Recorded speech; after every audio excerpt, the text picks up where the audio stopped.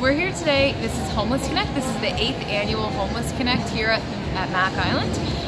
And this is an event for people who are experiencing homelessness or at risk of homelessness. So this is kind of a one-stop shop that we have here. We have things like hair cutting. There's a barber here giving men's haircuts. There's people doing eyebrow waxing. Wood Buffalo Wellness Society is here doing intakes, so people that are interested in finding housing. There's a lot of agencies here, like SPCA is here handing out stuff for people that have pets. AHS is here doing some services here that they're able to do on site, as well as many other options. I think the most important thing for me about Fort McMurray is things like this. So you get to see the community come together, and you get to see all the heart that's put into all the work that people do every single day. And we've been here since 5 this morning, and everyone's still smiling. It's 6-7 hours in at this point. Lots of coffee, but lots of smiles. So I think that's important, the heart of Fort McMurray.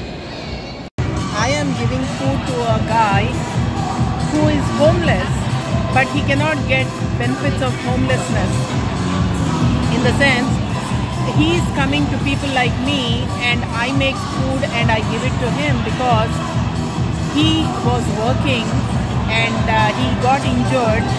But like anybody else, when we fall or something, we just simply walk away from there and we don't make a big report about it. But when we have a fracture or something, certain fractures, we can still walk. It's not that we cannot walk, right? There is severity in the fracture. So this guy walked away from the work. The next day he realized that he had a big fracture. And he ended up going to the company, and he wanted to do the paperwork, and they won't give him that disability benefit, and the workman compensation won't accept him because he did not report right away. So because I went through that, because I have a fracture in my foot, and I was working at a restaurant back in US. So on the day I fell, I didn't feel anything. After a month, I started to feel pain, and I still suffer after 10 years with that pain. So certain pains cannot be identified right then and there. It takes a while. So we cannot go back to work. So what do we do?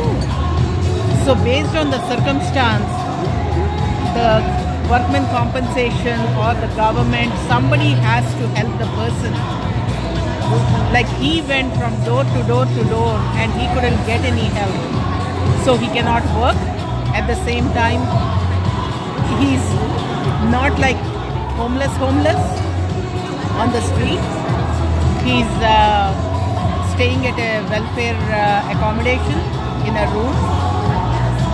And he has a shitbox car, which he's barely able to maintain. You know, a lot of difficulties. It's not that they don't have a quality of life if they don't work, right? So that is a type of homelessness too. And in 2001 to 2003, I was homeless. Like, I didn't have a place to stay. I was renting a room. I couldn't even pay the rent. 2 years I stayed for free, and then I got a job, and then I paid the 2-year rent to the landlord. The landlord was so kind enough to, let me stay for 2 years. And at that time, I had a car, and I couldn't make the payments, and I was sleeping in my car. In winter time, I would turn on the heating, park the car in any of the apartment complexes or at McDonald's and sleep in my car with all my stuff in the car. That is homelessness.